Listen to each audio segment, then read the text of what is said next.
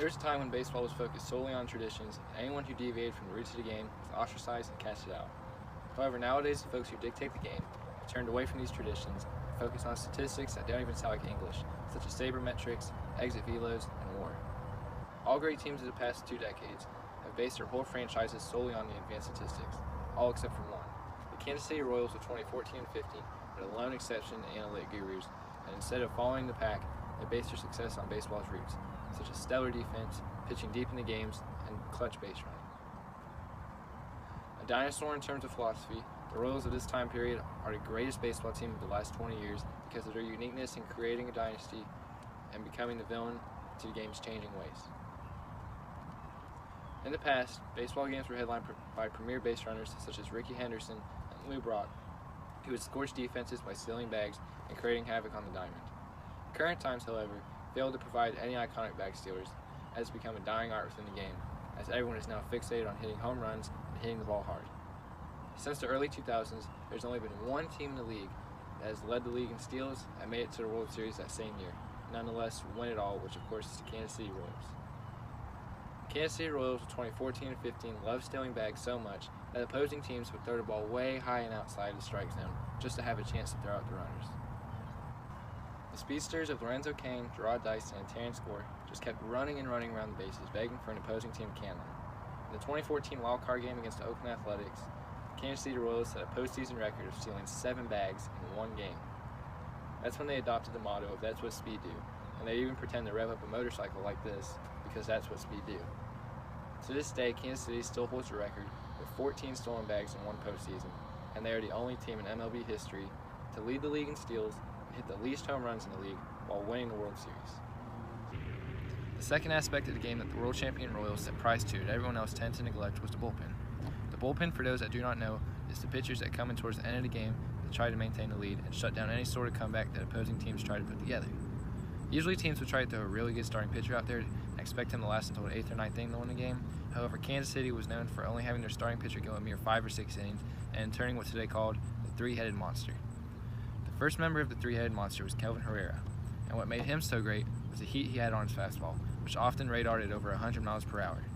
A rarity at the time, Herrera's hard throwing was extra peculiar due to the fact that he stood at a mere 5'9".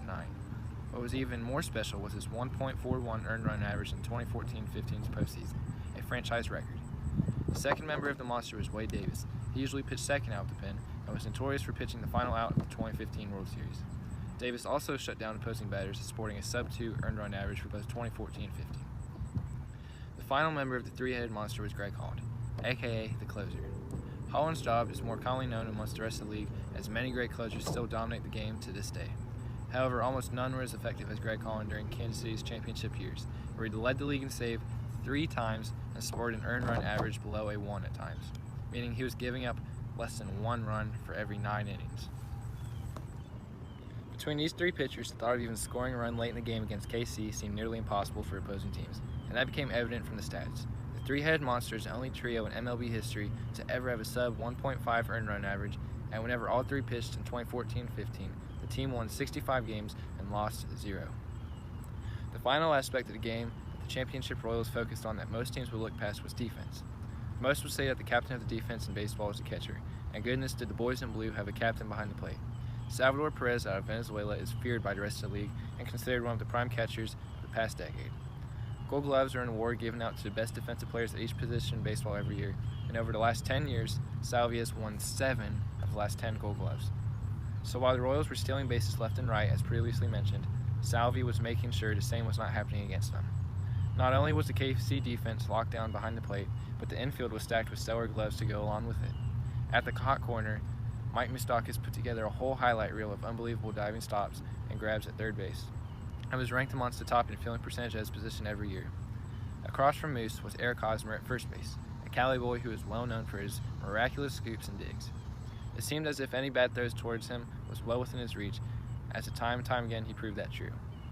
The final Platinum Glove infielder was Alcides Escobar, shortstop, and its range from his position matched with Hall of Famers such as Derek Jeter or Ozzie Smith. Between those 3, a total of 5 Gold Gloves have been won, and reaching base against them was near impossible. The final piece to the award-winning Kansas City defense was the outfield.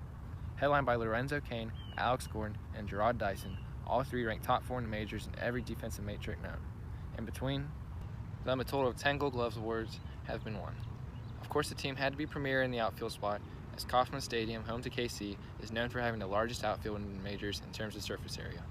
With all that being said, it is evident that Kansas City was well known for holding down the fort on the defensive end and almost never gave opposing teams any free runs. To recoup, tradition and old school baseball is a thing of the past, and current day teams are designed and built nothing like they used to be.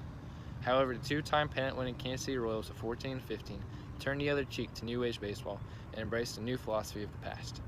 The team was centered around base running, defense, and a stellar bullpen, and used these tools to dominate organizations looking for nothing but home runs and starting pitching.